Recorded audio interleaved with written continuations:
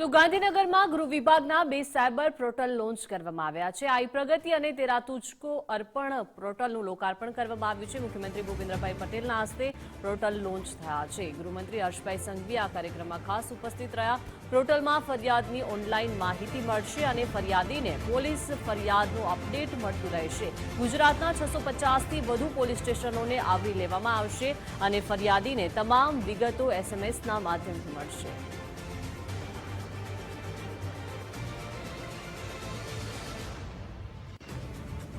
આજનો આ કાર્યક્રમ પણ ટેકનોલોજીના માધ્યમથી નાગરિકોની સેવા અને સુરક્ષાના ધ્યેયને સાકાર કરતો કાર્યક્રમ છે। આજે આઈ પ્રગતિ, સાયબર ક્રાઇમ રિફંડ પોર્ટલ, તેરા તુજકો અર્પણ અને અનફ્રીઝ પોર્ટલના રાજ્યના નાગરિકો માટે ખુલ્લા મૂકવામાં આવ્યા છે।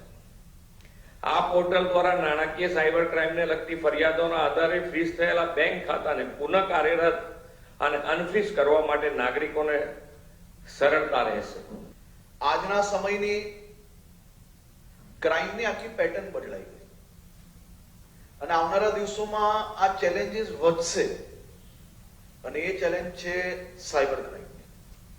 સાયબર ક્રાઇમમાં ફરિયાદ દાખલ કર્યા પછી પોતાના હકની રકમ જે પાછી મેળવવાની હોય તેના માટે સામાન્ય નાગરિકે ક્યાં જવું, કઈ રીતે રકમ મેળવવી, એની સૌથી વધારે જો લોકોને તકલીફ પડતી હોય તો આ દિશાની અંદર તકલીફ પડતી હતી।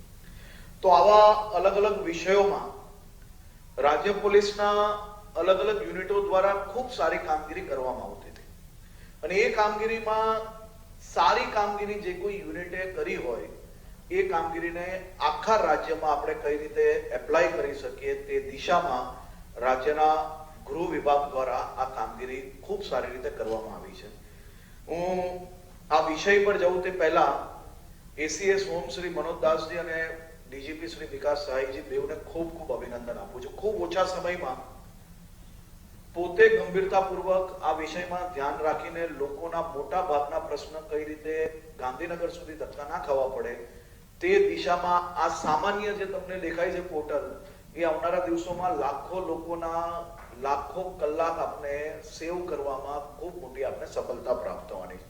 અનફ્રીઝ પોર્ટલ, તેરા તુજકો અર્પણ સાયબર ક્રાઇમ રિફંડ પોર્ટલ અને આઈ પ્રગતિ પોર્ટલ, આ ત્રણે ત્રણ પોર્ટલ જે છે આ ત્રણે ત્રણ પોર્ટલો થકી વધુમાં વધુ લોકોને કઈ રીતે લાભ મળી શકે તે દિશામાં કામગીરી કરવા માટે ગુજરાતનો ગૃહ વિભાગ અને પોલીસ ડિપાર્ટમેન્ટ કટિબદ્ધ છે અને મને વિશ્વાસ છે કે આ પોર્ટલ પર અમે માત્ર બનાવવા પૂરતું નહીં, લોન્ચિંગ કરવા પૂરતું નહીં, પરંતુ એનો દર અઠવાડિયે, દર 15 દિવસે અલગ અલગ લેવલે રિવ્યુ કરીને આ કામગીરીને આગળ વધારવામાં આવશે। પ્રથમ જે ગુજરાત પોલીસની પ્રજાલક્ષી અભિગમનો એ કાર્ય છે એ પોર્ટલ છે એમને આપણે કહીએ છીએ આઈ પ્રગતિ।